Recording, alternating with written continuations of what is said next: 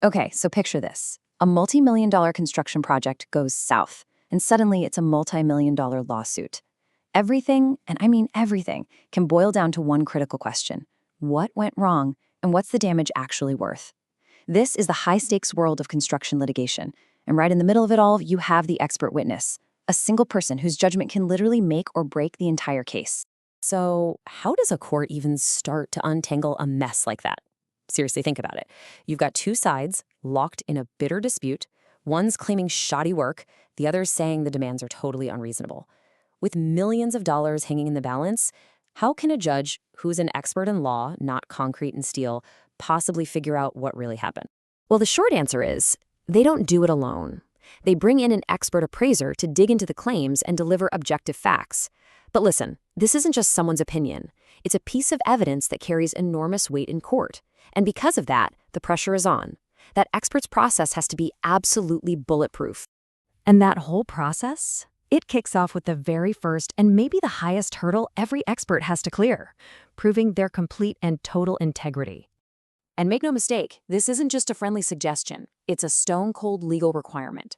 The expert witness isn't on a team. They're not there to help one side win. Nope, their only duty is to the court, and their mission is to find the objective truth. Even a tiny hint of bias can get them disqualified and their entire report thrown right out. So this means there's a really strict code of conduct they have to live by. An expert takes a formal oath of impartiality. They have to proactively disclose any relationship, past or present, that could even look like a conflict of interest. And they're always working with the knowledge that at any second, either side's lawyers can challenge their neutrality and try to get them kicked off the case. The whole system is basically built to demand fairness. You know, this creates a fascinating tightrope walk, doesn't it? The expert has to talk to both sides to get the full picture, but of course, each side is trying to persuade them that their version of the story is the right one. So how do you possibly navigate that without getting swayed? Well, the solution is radical transparency. You can see the difference right here. Fair contact means all communication is out in the open, ideally with everyone present or looped in. Nothing happens in secret. The huge red flags for biased contact, private meetings, one-sided info dumps, undocumented phone calls, that's the kind of stuff that can absolutely destroy an expert's credibility. And here's what that transparency actually looks like. This is a contact log. Every single meeting, every email, every phone call, every site visit, who was there, what was talked about, how long it took, it is all meticulously recorded. It becomes part of the public record in the final report. This isn't just about being organized, it's the expert's #1 shield against any accusation of bias. So, once that foundation of integrity is rock solid, the expert's real mission can finally begin. But surprisingly, it doesn't start with a tape measure or a calculator. It starts with getting the words right. So let me ask you this. Before an appraiser even thinks about looking at the building or crunching any numbers, what's the one thing they absolutely have to get right? Or everything that comes after is totally worthless? It's a simple question, but the answer can decide the fate of the entire case. And there's the answer. They have to establish and confirm what are called the premise facts. Now, this might sound technical, but it is arguably the most critical step in the entire appraisal. These are the foundational, agreed-upon truths of the case that everyone, both parties and the court, has to sign off on before any valuation work even starts. You can think of these facts as resting on 3 critical pillars. And if any one of them is shaky, the whole case can come crashing down. First, you have to define the subject. Are we talking about the whole building or just the leaky roof? Second, you confirm the scope. What exactly was the contractor supposed to do in the first place? And third, you fix a point in time. This one is so important.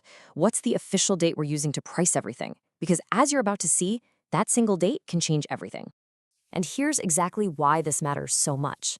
If an expert appraises the whole building when the court only cared about the electrical system, or if they use pricing from this year when the court specifically said to use pricing from 2 years ago, their entire report, all that hard work, can be ruled inadmissible. It's a catastrophic waste of time and money, and it can totally sink their client's case. Okay, so integrity is established, the premise facts are locked in, and now the expert finally heads out into the field. This is where theory slams into the messy, unpredictable reality of a construction site. And let me tell you, the path is loaded with traps. All right, so the expert is on site, boots on the ground, looking at the actual physical evidence. But it's almost never as simple as just pointing a finger and saying, yep, the contractor messed up. The truth behind a building defect is usually a tangled web of different factors. Just take a look at this chart. It tells a pretty fascinating story.